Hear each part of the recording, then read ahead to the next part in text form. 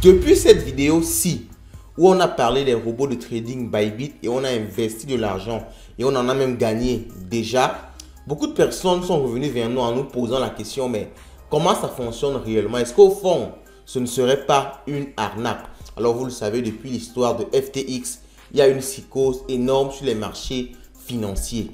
Dans cette vidéo, on va essayer de voir exactement comment le robot de trading fonctionne. Est-ce qu'il place vraiment des ordres et génère de l'argent à partir du trading, ou alors est-ce que c'est un gros Ponzi à la FTX? On voit ça en détail après le pot.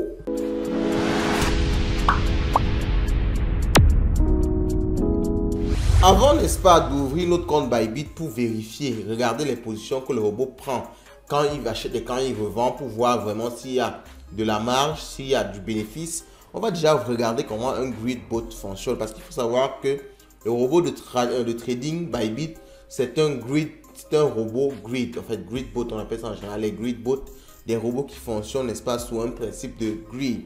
Et cet article-ci, n'est-ce pas, de Tricommas va nous aider, n'est-ce pas, pour bien comprendre cette notion de grid là. Ok? Donc, alors, un robot grid fonctionne comment? Il définit, n'est-ce pas, un range. En fait, c'est nous qui définissons le range. Quand on configure notre robot, vous l'avez vu, on définit le range dans lequel on va, n'est-ce pas, trader une crypto-monnaie.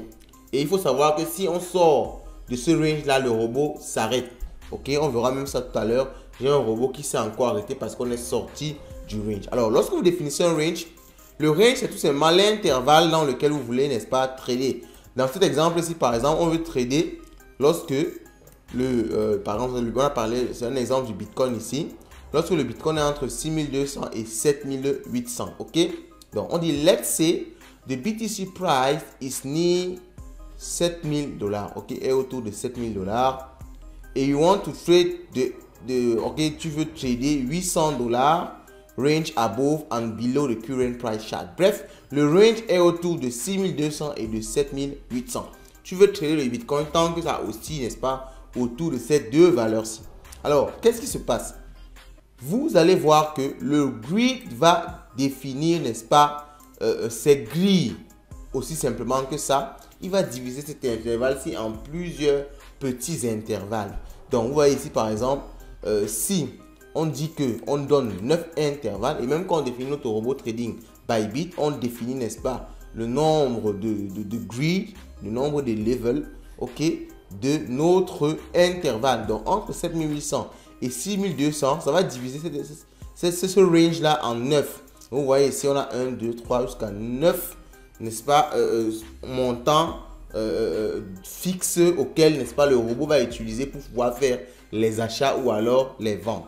Alors, ce qui se passe, c'est quoi? Lorsque le robot a fait cette division-là, il va éviter, n'est-ce pas, de choisir le level le plus proche du prix actuel. Alors, tout simplement parce que si il choisit également comme level, il va soit acheter, soit vendre à ce level-là. Et puisque ce sera autour du prix actuel, il ne va pas dégager de marge. Donc, il va éliminer un niveau, le niveau qui se situe au plus autour, n'est-ce pas, du prix actuel. Alors, par exemple, comme on le dit ici, si le prix est autour, n'est-ce pas, de 7042, ok, il va éliminer le niveau 7000 parce que c'est très proche du prix actuel. S'il achète ou vend à ce niveau-ci là, vous risquez peut-être de perdre de l'argent parce que il y aura également des frais de trading.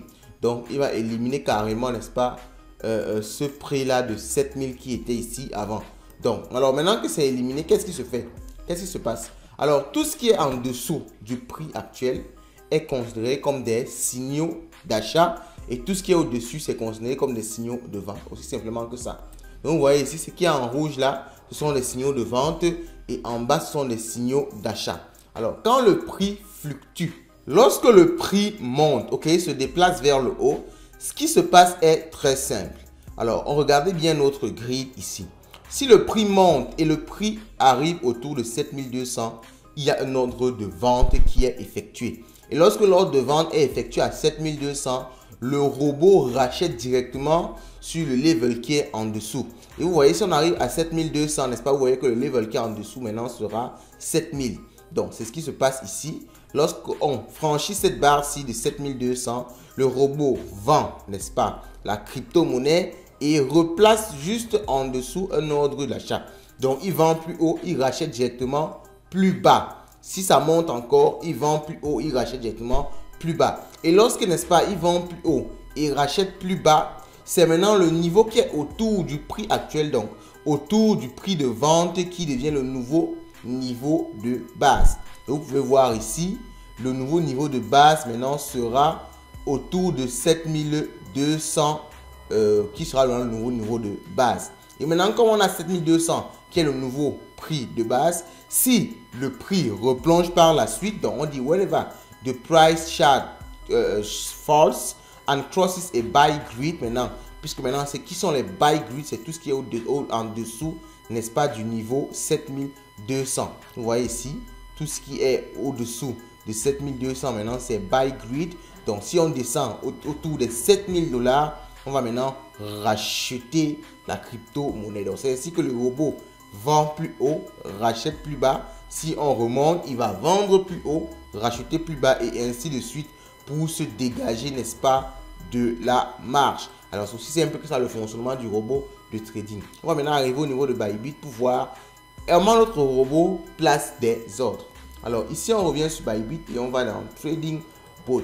Ok, nous sommes au niveau de Trading Bot et on va aller au niveau d'un bot qu'on a actuellement. Donc, je vais regarder le bot que j'ai actuellement et je vais entrer, n'est-ce pas, dans les détails de mon bot. Alors, ce qui se passe, c'est quoi? Vous pouvez voir ici que j'ai, voici mon price range dont on parlait tout à l'heure, le nombre de grids, 11 grids, et on va regarder ce qui nous intéresse ici, sont les positions. Ok, les positions que j'ai. Vous voyez ici que j'ai 11 achats. Ok, j'ai 11 achats et les quantités et les prix sont bien précisés ici. Donc, vous pouvez voir, comme on a dit tout à l'heure, entre 2,65 et 3, ok, entre 2,65, 2,62 autant pour moi et 3,29, le robot a placé des positions, ok, 2,65 et 3,29.